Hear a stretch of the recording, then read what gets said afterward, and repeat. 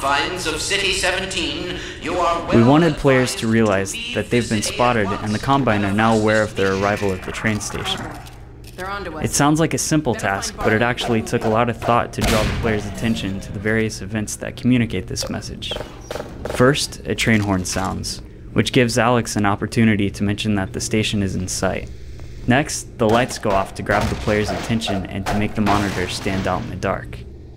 At this point, the player should be looking at one of the monitors, so finally, the Kleiner transmission is interrupted briefly by a Combine advisor.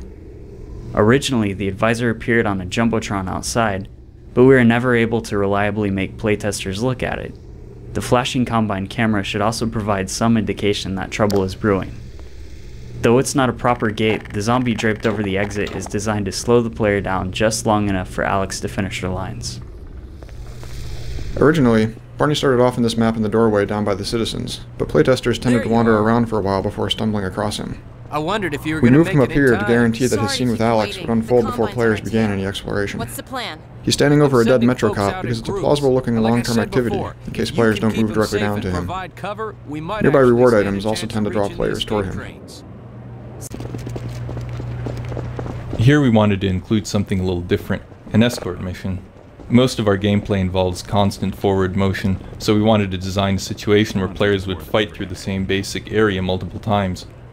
This temporary backtracking would create a series of encounters where players had a full tactical awareness of their surroundings.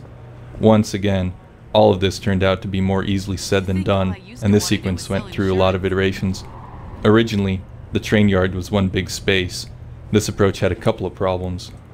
Since players had a constant unbroken view of the entire area, it was virtually impossible to maneuver enemies into position for stage combat events, and because they could always see the goal, players didn't get much of a sense that they were leading citizens somewhere the citizens couldn't get to on their own. Ultimately, we broke the environment into two different spaces, a parking lot and a maintenance building.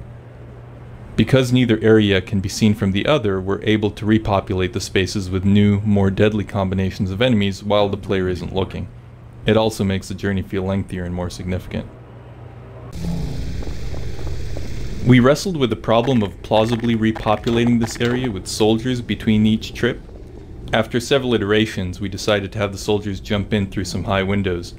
This solution has several advantages beyond maintaining incredible fiction. It makes the incoming enemies more immediately visible, and, since the windows are unreachable from the ground, players aren't able to exit through them. Plus, leaping soldiers turn into tumbling ragdolls when shot, which is always entertaining.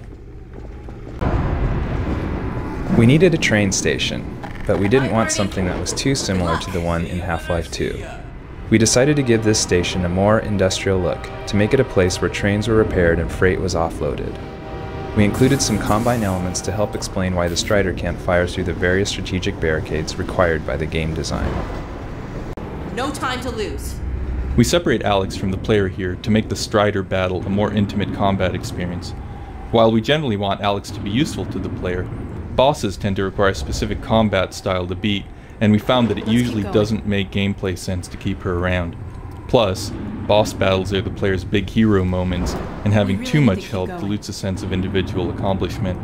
Alex more or less sits out all of our boss encounters.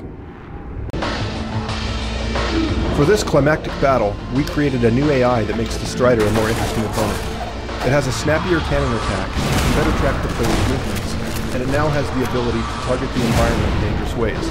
For instance, its cannon fire can shove heavy shipping containers straight into the player. This shipping container used to be accessible only after the player destroyed a padlock. Given the amount of stress during this part of the game, even a simple puzzle, in this case, destroying a lock, would be completely missed by the player. In the end, we felt like the arena we had built for the player to fight the Strider was fun enough without this added element, so we removed it.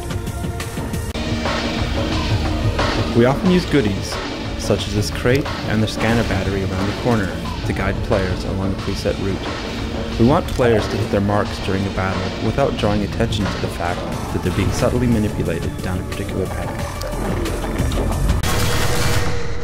We wanted to keep the tension high in this fight, but we also realized that players would need some cover.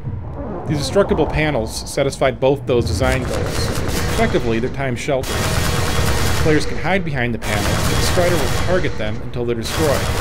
This gives the players brief periods of safety, during which they can plan their next move.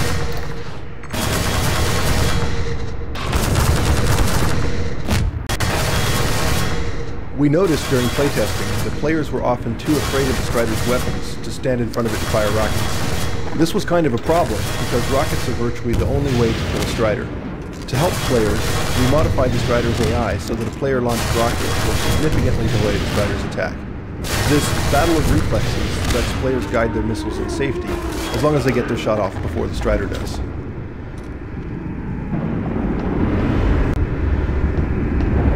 Along with Vistas, positive feedback from Alex is one of our primary means of rewarding players.